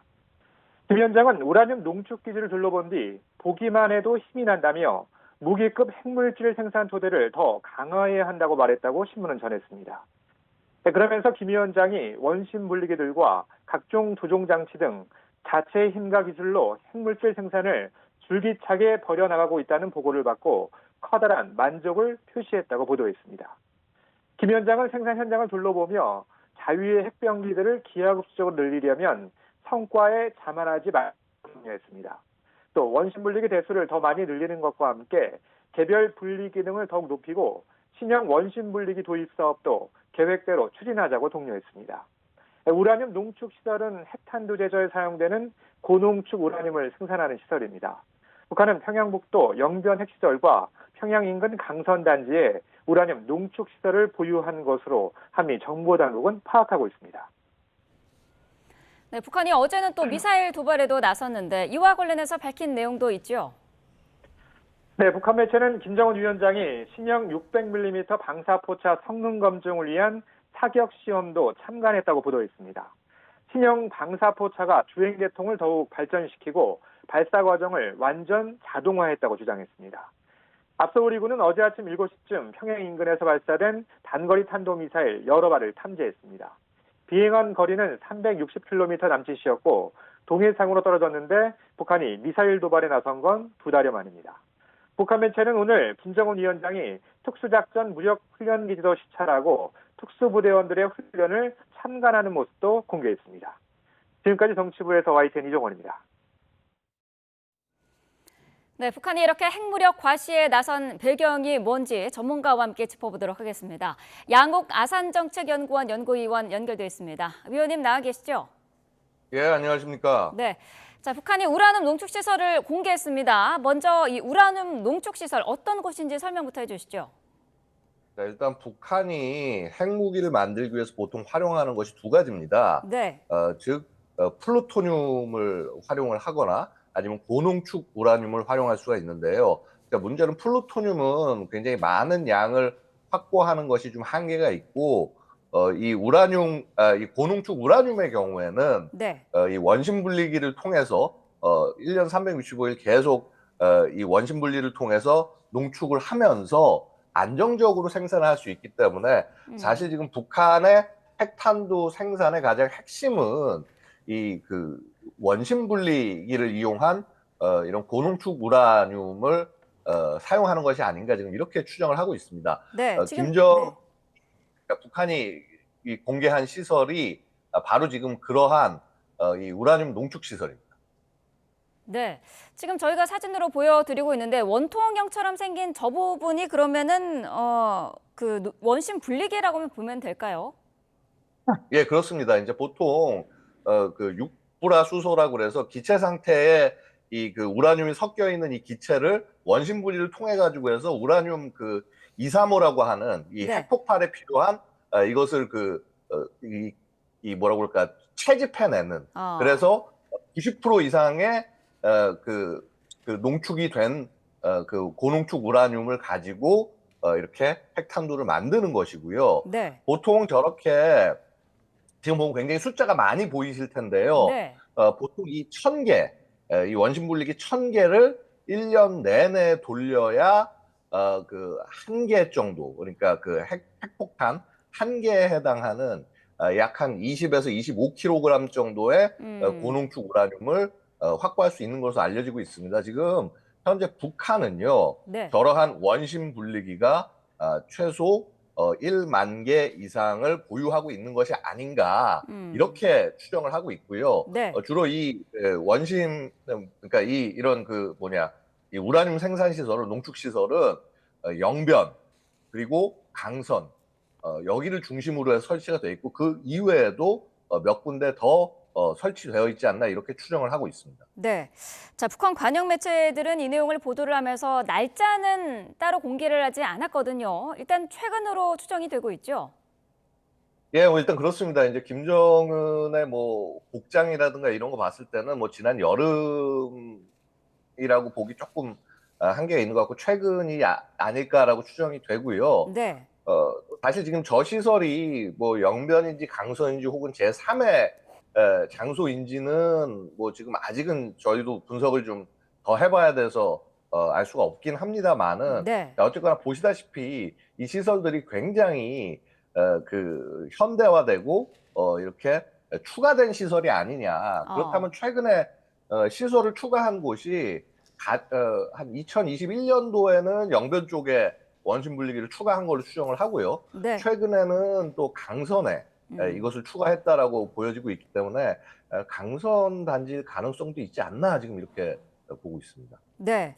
자, 지난달에 국제원자력기구 IAEA가 북한이 그 영변 핵시설을 가동 중이라는 정황이 포착됐다. 이런 보고서를 낸 적도 있는데 한 달 만에 이렇게 시설을 전격적으로 공개한 이유는 어디에 있다고 보시나요? 그러니까 기본적으로 지금 북한은 지금 계속 자신들이 핵 보유국이다라고 하는 것을 강조를 해오고 있고요. 네. 특히나 아시다시피 최근에 그 전술 핵탄두를 투발할 수 있는 각종 그 미사일, 무기체계 이런 것들을 공개해 오고 있습니다. 네. 뭐 최근에 기억하시겠지만은 화성 11 라라고 불리는 이런 좀 그 근거리 탄도 미사일 이것을 발사할 수 있는 차량 250대를 이렇게 일선부대 인도한다라고 하는 행사를 보이기도 했고요. 네. 사실 지금 이 국제사회에서 북한이 원하는 것은 자신들에게 관심을 모으고 그다음에 그래서 궁극적으로 핵 보유국으로서 그 위상을 정립하는 그런 모습이라고 볼 수 있겠습니다. 뭐 얼마 전에 미 대선 토론도 있었습니다만은 궁극적으로는 북한은 아마도 미국의 다음 정부와 또 다른 핵 협상을 통해서 이제는 핵 보유국으로서의 위상을 굳히려고 하는 그런 접근을 하지 않을까 예상이 됩니다. 네. 자, 정보당국은 북한이 고농축 우라늄의 상당량을 보유 중이다. 이렇게 지금 파악을 하고 있고요. 연간 80에서 100kg 정도를 생산하고 있는 중이다라고 전해지기도 했습니다. 이 정도면은 양을 어느 정도로 보면 될까요? 이렇게 보시면 돼요. 이제 자세한 내용을 참조하시려면 저희 아산정책연구소에서 그 랜드 연구소와 함께 만든 그 보고서가 있습니다. 2021년 보고서가 있는데 그걸 참조를 하시면 되고요. 자세히 말씀을 드리면 이렇습니다.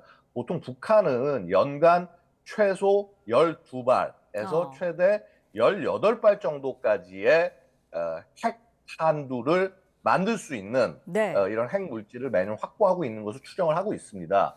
자, 그렇다면은 지금 어떻게 저희가 추정을 할 수 있냐면은 북한이 지금 현재 최소한 한 150발 정도 분량의 핵 물질을 이미 생산했다라고 볼 수가 있고요. 네. 2027년이 되면은 200발, 그 다음에 2030년대가 되면은 300발까지 해당하는 핵 물질을 확보할 수 있을 것이다.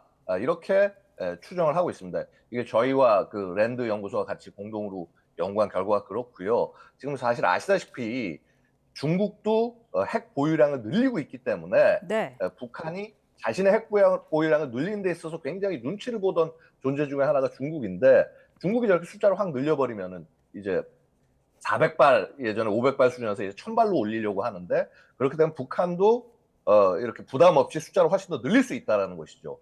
그래서 최근에 김정은이 자꾸 기하급수적으로 뭐 핵탄두수를 늘려라고 얘기하는 게 네. 바로 거기에 그 원인이 있다고 볼 수 있겠습니다.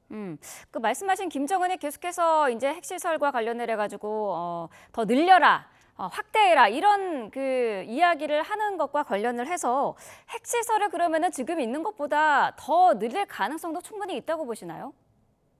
지금 계속적으로 늘려왔어요. 아까 네. 잠깐 말씀드렸지만 2021년, 그러니까 원래 지금 북한에 예전에 사찰할 때도 공개했던 게 영변 시설이었고요. 네. 그다음에 강선 같은 경우도 여기는 원심 분리기에서 농축을 하는 것도 하는 거지 원심 분리기를 제작하고 조립하고 하는 시설이 아닌가라고 보고 있는데 2021년에 영변 쪽에 원심 분리기가 최소 1000기 이상이 더 추가된 것을 볼 수가 있었고요. 네. 지금 이제 최근 2024년에 그 강선에서도 유사한 형식의 공사가 이루어지는 걸로 봐서 최소 1000기 이상의 원심 분리기가 더 늘어나지 않았을까 이렇게 추정을 하고 있는 것이죠. 그래서 IAEA에서 이 부분을 지적을 했던 겁니다.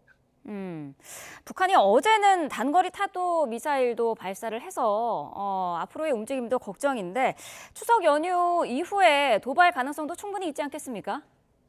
뭐 추석 연휴 중에 도발할 가능성도 사실 뭐 무시를 할 수가 없고요. 네. 애초에 북한은 이런 뭐 휴일이라든가 이렇게 상대적으로 우리가 이렇게 좀 휴식을 취해야 되는 이런 시기에 도발을 계속하면서 불편하게 하는 그런 모습들을 보여왔어요. 근데 이제 최근 북한 도발에서 보면 굉장히 좀 흥미롭다고 표현하기 좀 그렇습니다만 하여튼 좀 이전과는 좀 다른 것이 과거에는 KN-23 그러니까 화성 11가라고 불리는 북한이 가장 자랑하는 이 미사일들 위주로 이런 그 뭐라고 그럴까 이제 시위 같은 것들을 하고 그랬었는데 네. 자, 최근에는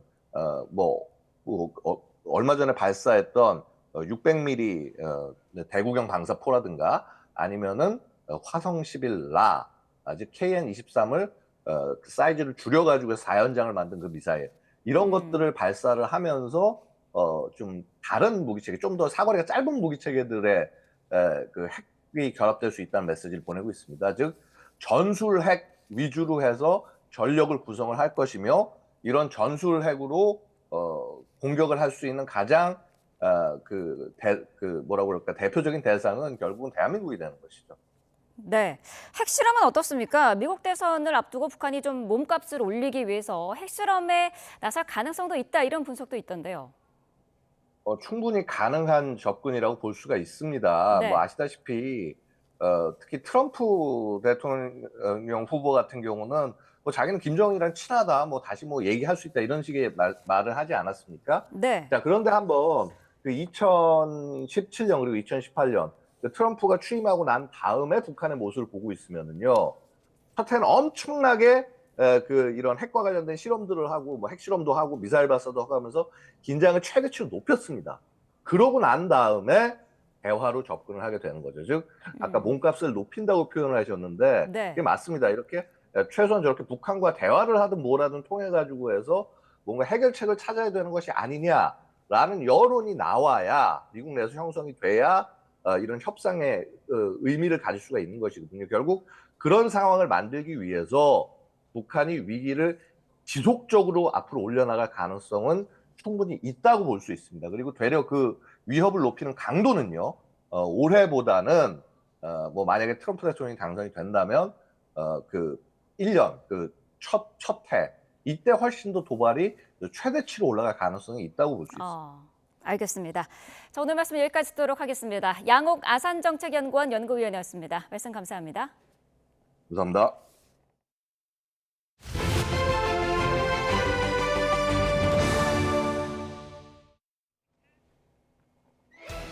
여러분은 추석 연휴가 기다려지시나요? 이런 질문에 4명 중 1명 이상이 기다려지지 않고 부담된다고 응답한 여론조사 결과가 나왔습니다. 이 중 전혀 기다려지지 않는다는 응답도 9.4%나 됐는데요. 왜 그런 건지 좀 더 살펴보겠습니다. 이번 추석이 왜 부담스러우냐는 질문에 응답자의 절반 정도는 피로와 스트레스 등 명절 후유증을 꼽았습니다. 다음은 음식 준비나 집안일 등 명절 준비가 힘들다는 응답이었고요. 눈에 띄는 건 결혼이나 취업 같은 개인적인 질문이 반복되는 것에 압박을 느낀다는 응답이 4명 중 1명이었다는 겁니다. 좀 개선이 됐으면 하는 바람도 이 부분에 집중됐는데요. 지나친 간섭이나 개인적인 질문이 사라졌으면 좋겠다는 응답이 차례상 준비 부담과 함께 가장 많이 나왔습니다. 그 뒤로는 명절 가사 부담을 나눠야 한다거나 명절 용돈이나 선물, 형식적으로 돌리는 단체 문자가 좀 개선됐으면 하는 바람이 있었습니다. 젊은 세대를 대상으로 조사한 결과에서는 명절을 바라보는 세대 간의 시각차가 더 뚜렷하게 드러나는데요. 2040 세대를 대상으로 조사를 해봤더니 35.8%, 10명 중 3명 이상이 명절이 스트레스라고 답했습니다. 주된 이유로는 가족과 친척들의 참견이나 간섭을 꼽는 사람이 53.3%로 절반을 넘겼습니다. 육체적 피로만큼이나 오랜만에 만난 친척들과의 소통이 큰 부담이라는 말인데요. 전통적 가족 구조가 핵가족화를 넘어서 1인 가구, 비혼주의 등으로 빠르게 변화하면서 가족을 바라보는 가치관도 세대별로 많이 달라지고 있습니다. 관심이 부담으로 느껴지지 않게 서로의 명절 스트레스를 보듬는 소통 방법을 고민해봐야 할 것 같습니다. 여야 의정 협의체 가동을 독려하면서 김건희 여사 특검법을 비롯한 쟁점 법안 상정을 미룬 우원식 국회의장을 향해 여야는 불편한 기색을 감추지 않고 있습니다. 하지만 내부적으로는 합리적인 절충안이었다는 평가도 적지가 않은데요. 남은 수싸움은 추석 연휴 이후에 이어질 것으로 보입니다. 나혜인 기자입니다. 민주당은 연휴 전 마지막 본회의 날 아침까지 우원식 국회의장에게 쟁점 법안 상정을 요청했습니다. 의료계 협상이 필요한 여야 의정 협의체와 입법을 연계하는 이유가 뭐냐고 날을 세웠습니다.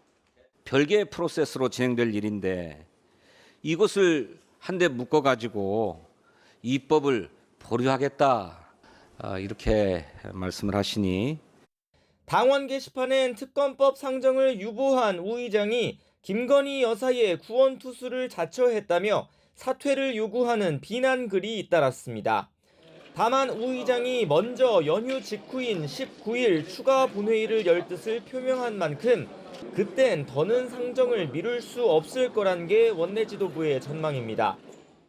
의장님의 결단을 통 크게 받아들이자. 무리하게 표결을 요구하기보다는 19일로 미뤄서 한꺼번에 3개의 법안을 처리하는 게 낫겠다. 김 여사 특검법과 최상병 특검법, 지역화폐법 개정안을 차례로 처리하겠다는 건데 국민의힘은 강하게 반발하고 있습니다. 애초 예정된 다음 본회의 날짜는 26일이고 그때도 법안 상정의 전제는 여야 합의라고 선을 그었습니다. 무슨 법안이 됐든 여야가 합의한 일정은 26일입니다. 의장님이 중지안을 내신 그 취지를 존중할 뿐이지 19일이면 좋겠다 이런 것은 전혀 아니고요. 하지만 여당 내부에서도 우 의장이 중립적인 입장에서 타협안을 냈다는 평가가 나왔습니다. 김 여사 특검 같은 민감한 화두가 일단 추석 밥상에 오르는 건 막았다며 시간을 벌었다는 안도감도 감지됩니다. 의정 갈등 해소를 위해 머리를 맞대라는 우원식 의장의 말씀이야말로 국민들의 간절한 바람을 반영한 것 아니겠습니까? 쟁점 법안이 언제 상정되든 여야가 미리 합의를 이룰 가능성은 크지 않습니다. 야당이 법안을 강행 처리하고 여당이 무제한 토론, 필리버스터로 맞서는 대치 전국이 연휴 이후 재현될 거란 관측이 나오는 이유입니다. YTN9입니다. 대통령실은 야당 일부 의원들이 윤석열 탄핵 준비 의원 연대를 결성하자 이재명 방탄용이냐며 거세게 반발했습니다. 계엄 괴담도 모자라 이제는 대통령 탄핵까지 하겠다는 거냐며 비판했는데요. 대통령실 대변인의 발언 들어보겠습니다. 계엄과 탄핵을 국민들에게 세뇌시키던 야당이 이제 공공연하게 탄핵 준비를 한다고 말합니다. 계엄 괴담을 떠벌리더니 역시 예상대로 탄핵 빌드업하려던 야당의 의도가 서서히 드러나고 있습니다. 이재명 민주당 대표의 재판 1심 선고가 임박하자 이 대통령 탄핵을 통해 이재명 대표를 지키려는 이재명 방탄연대 빌드업이 맞습니까? 계엄령 괴담을 아직까지 붙잡고 이 만들 필요도 없는 계엄령 개정안을 만든다고 하고 야당을 수사하는 검사 탄핵, 판사 탄핵도 모자라 이제 대통령 탄핵까지 하겠다는 겁니까? 국민의힘은 추석 연휴를 앞두고 경기도에 있는 농협 안성물류센터를 찾아 현장 최고위원회의를 열고 농식품 물가를 점검했습니다. 한 대표는 회의에서 농협 물류센터는 농업인에게 더 주고 소비자에게 덜 받는 유통구조를 만들어야 한다는 당 정책 목표의 실현을 위해 노력하는 곳이라고 설명했습니다. 서울시가 추석 물가 안정화를 위해 오는 16일까지 양파 반값 할인을 지원합니다. 시는 농수산식품공사 이마트와 협력해 시내 이마트 25곳에서 양파 2.5kg을 50% 할인된 2,740원에 판다고 밝혔습니다. 앞서는 가격이 급등했던 애호박과 사과, 대파, 상추 할인 판매도 지원했습니다. 본격 추석 연휴 시작을 하루 앞두고 여야 지도부가 명절 인사에 나섭니다. 한동훈 대표 등 국민의힘 지도부는 서울역에서 이재명 대표 등 민주당 지도부는 용산역을 찾아 귀성객을 만납니다. 의정 갈등 해소를 위한 여야 의정 협의체 구성 문제가 정치권 최대 쟁점으로 떠오른 가운데 여야 간 물밑 대화가 이뤄질지도 주목됩니다. 주말인 내일부터는 본격적인 추석 귀성길이 시작됩니다. 올해 추석은 이례적인 폭염과 함께 일부 지역에 비가 예고돼 있는데요. 또 뱃길 주의사항도 있다고 합니다. 자세한 내용 과학기상부 윤수빈 캐스터와 함께 알아보겠습니다. 어서 오십시오. 안녕하세요. 네. 자, 잠깐 기온이 내려가서 가을이 오나 싶었는데 추석에도 다시 폭염이 온다고 합니다. 이거 참 이례적인 일이죠? 네, 맞습니다. 매년 추석 날짜가 다르기 때문에 올해 추석 폭염이 처음이라고 단정 짓기는 조금 어렵긴 합니다. 네. 다만 올해는 사상 처음으로 9월에 폭염 경보가 내려진 걸 감안한다면 이번처럼 9월 하순의 추석 폭염은 아마도 역대급 수준일 겁니다. 자세한 기온 전망 그래프로 보실까요? 기상청은 이번 추석 연휴 동안 서울 낮 기온이 최고 32도까지 오를 것으로 예보했습니다. 남부지방은 최고 34도까지 치솟는 곳도 있겠는데요. 보통 이맘때 서울 낮 평년 기온이 26도 정도인데 이보다 5도 이상 높습니다. 또 밤사이에는 열대야도 나타날 것으로 예상됩니다. 우리나라 상공으로 더운 고기압이 폭넓게 자리하는 데다 뜨거운 바다에서 따뜻한 공기가 지속적으로 유입되고 있는 것이 원인인데요. 여기에 중국으로 향하는 13호 태풍 버빙카에서 뜨거운 열기가 유입되고 있어 가을답지 않게 습도까지 높아졌습니다. 네. 자, 연휴 기간에 날씨도 궁금한데 귀성길과 귀경길, 날씨 때문에 어떤 불편은 없을까요? 네, 대체로 구름 많은 날씨가 이어질 것으로 보입니다. 하지만 곳곳에 비나 소나기 예보가 들어있는데요. 네. 따라서 도로가 평소보다 미끄러울 수 있어서 차량 이동 시 교통안전에 주의가 필요합니다. 본격적인 귀성이 시작되는 내일과 모레는 대체로 구름 많은 날씨가 이어지겠고요. 토요일에는 수도권과 강원에, 일요일에는 영동 지방에만 비가 내리는 곳이 있겠습니다. 추석 전날에는 일부 서쪽 지방을 중심으로 소나기가 내릴 수 있겠지만 불편을 줄 정도는 아닐 것으로 보입니다. 하지만 기온은 여전히 33도 안팎이어서 무척 덥겠습니다. 네, 일단 고향으로 가는 길에서는 폭염 그리고 산발적으로 내리는 비를 조심하라라는 말씀이시죠? 네, 근데 하나 더 주의하셔야 할 부분이 있는데요. 네. 제주도와 남해 부근 섬 지역을 오가는 귀성객들입니다. 이분들은 배편을 이용하시는 분들이 많을 텐데 지금 남쪽 해상에서 13호 태풍 버빙카가 중국을 향해 북상 중입니다. 기상청 예보대로라면 태풍은 앞으로 점차 북서진해 추석 당일인 다음 주 화요일쯤 중국 상하이 남서쪽 부근에 상륙할 전망인데요. 이로 인해 우리나라 제주도 부근 해상과 남부 해상, 서해 남부 해상에 파도가 매우 높게 일 전망입니다.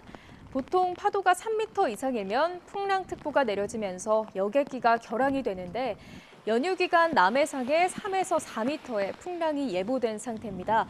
고향 오가실 때 결항 여부 미리 확인하셔야겠습니다. 네, 미리미리 확인을 해야겠고요. 자, 추석 당일의 날씨가 궁금한데 보름달도 볼 수 있습니까? 네, 추석 당일에는 비교적 맑고 더운 날씨가 예상됩니다. 따라서 네. 구름 사이로 전국 대부분 지역에서 보름달을 볼 수 있겠는데요. 지역별 보름달이 떠오르는 시각을 살펴보면 서울에서는 오후 6시 17분부터 밝은 달이 떠오르겠고 대전은 오후 6시 14분, 광주 오후 6시 15분, 대구에서는 오후 6시 9분쯤 보름달을 볼 수 있겠습니다. 특히 서울에서 달이 하늘 위로 가장 높게 떠오르는 시각은 자정을 지난 0시 4분입니다. 네. 그리고 요즘 날씨가 너무 덥다 보니까 단풍 시기가 좀 미뤄지는 것 아니냐 하는 이제 걱정도 많이들 하고 계신데 추석 연휴 뒤에 단풍철로 접어드는 곳이 있다면서요? 네, 맞습니다. 추석 연휴가 끝난 뒤 다음 주 주말부터 단풍철에 접어드는 곳이 있는데요. 바로 강원도입니다. 아, 예. 우리나라에서 가장 먼저 단풍을 볼 수 있는 곳이 바로 이 강원도 설악산인데요. 올해는 설악산에서 예년보다 사흘 정도 늦은 30일을 전후해 첫 단풍이 들기 시작할 것으로 보입니다. 첫 단풍은 산 정상에서부터 20%가량이 붉게 물들기 시작할 때를 말합니다. 따라서 추석 연휴가 끝난 주말부터는 설악산 높은 곳의 나무들부터 조금씩 가을 옷을 입기 시작할 것으로 보입니다. 그렇다면 단풍이 절정을 맞는 시기는 언제쯤입니까? 단풍의 절정기는 산의 약 80%가 붉게 물들었을 때를 말하는데요. 네. 보통 첫 단풍이 시작된 이후 약 2주 정도 뒤에 나타납니다. 올해 설악산은 10월 20일부터 단풍이 절정을 맞이하겠고요. 북한산을 비롯한 중부지방에서는 10월 말에 아기 단풍과 형형색색의 단풍으로 유명한 내장산은 11월 초쯤 화려하게 물든 가을산을 만날 수 있을 전망입니다. 다만 지난해에 이어 올해도 늦더위가 오래 이어져서 걱정인데요. 9월과 10월에 이렇게 기온이 높으면 단풍이 예쁘게 물들기 어려운 조건이 될 수 있습니다. 특히 지난해 더위가 늦가을까지 길게 이어지다 갑자기 날이 쌀쌀해지는 바람에 단풍이 초록 단풍인 채로 낙엽이 돼 거리에 쌓여버린 곳이 많았는데요. 자연을 위해서라도 고온이 누그러지고 계절이 빨리 제자리를 되찾았으면 하는 바람입니다. 네, 알려주신 기상 정보도 잘 확인해서 건강한 추석 연휴 되도록 노력해야겠습니다. 자, 지금까지 과학기상부 윤수빈 캐스터와 함께했습니다. 고맙습니다. 감사합니다.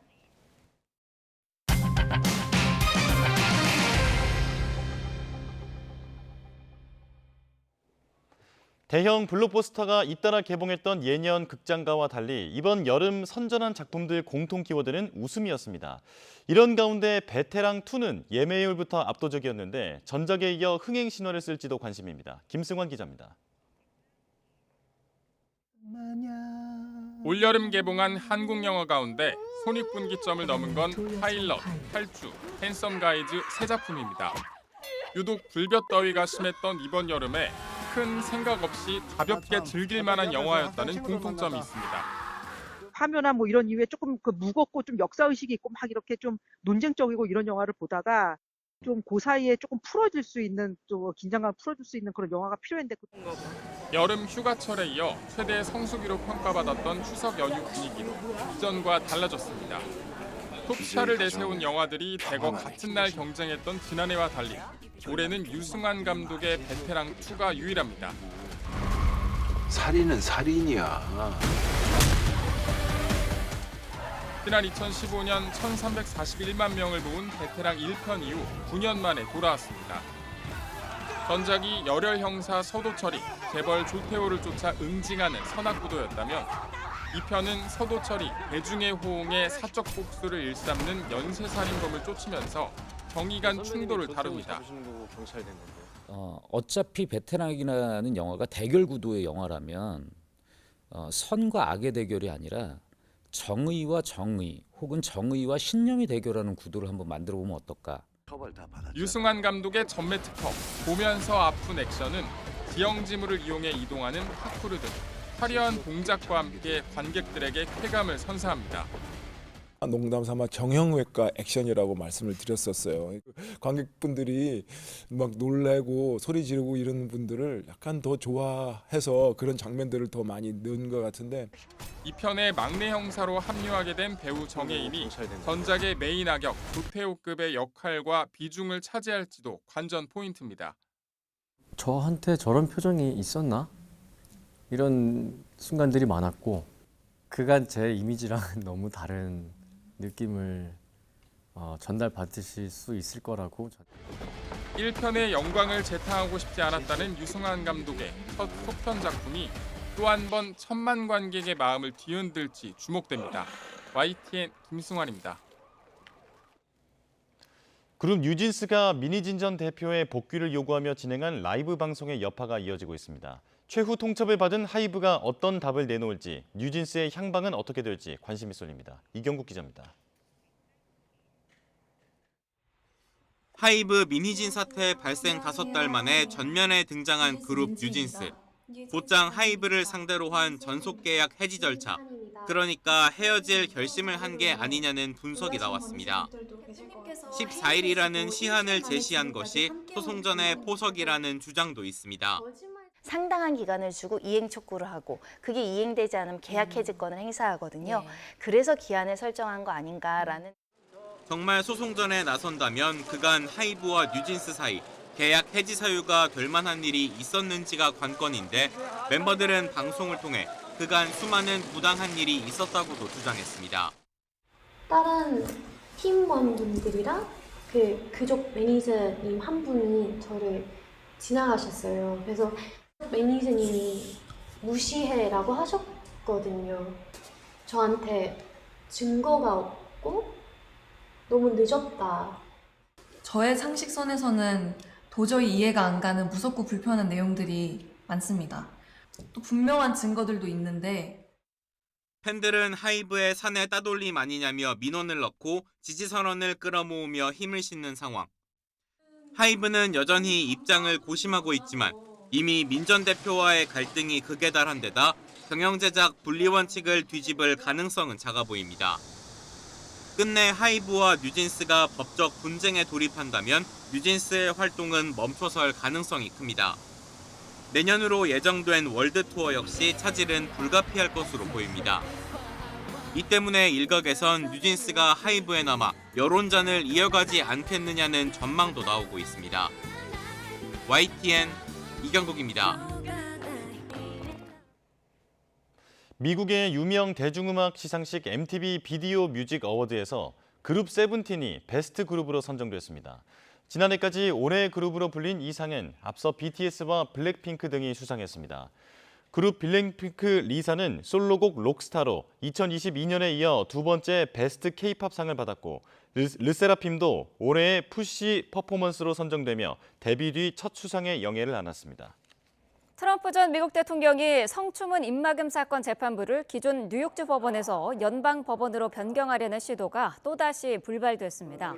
로이터 통신은 연방 항소법원이 사건 담당 법원을 변경해달라는 트럼프 측의 요구를 각하했다고 보도했습니다. 통신은 앞서 뉴욕 남부 연방 법원이 법원 변경 요청을 거부한 데 이어 상급 법원인 연방 항소법원도 트럼프 전 대통령 요청을 재차 거부한 것이라고 설명했습니다. 네, 전문 우주비행사가 아닌 민간인이 사상 처음으로 우주 유영에 성공했습니다. 이번 도전은 미국의 억만장자가 주도했는데 우주 여행을 넘어 인류가 다른 행성으로 이주하는 꿈을 향해 도전을 이어갈 것으로 보입니다. 이경화 기자입니다. 우주 캡슐 드래곤의 문이 서서히 열립니다. 미지의 우주를 향해 나아가는 순간 눈앞에는 푸른 지구가 기다리고 있습니다. 미국의 억만장자 제러드 아이작먼이 민간인으로는 사상 처음으로 우주 유영에 성공했습니다. Back at home, we all have a lot of work to do, but from here, Earth sure looks like a perfect world. 시속 25,000km로 움직이는 우주선 위에서 아이작먼은 10분 정도 머물다 돌아왔습니다.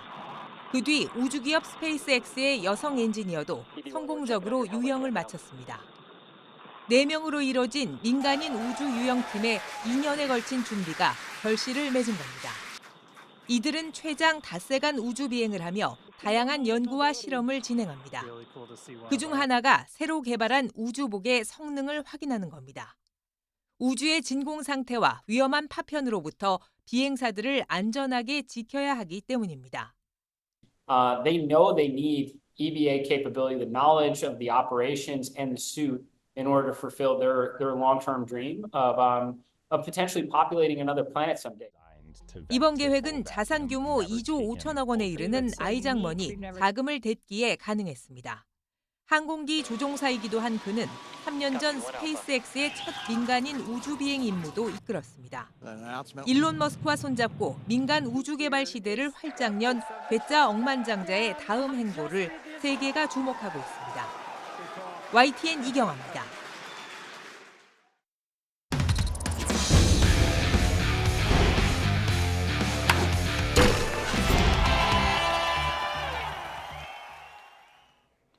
오만 원정에서 북중미 월드컵 아시아 3차 예선 첫 승리를 거둔 홍명보호가 K리거 출신 태극전사들과 함께 귀국했습니다.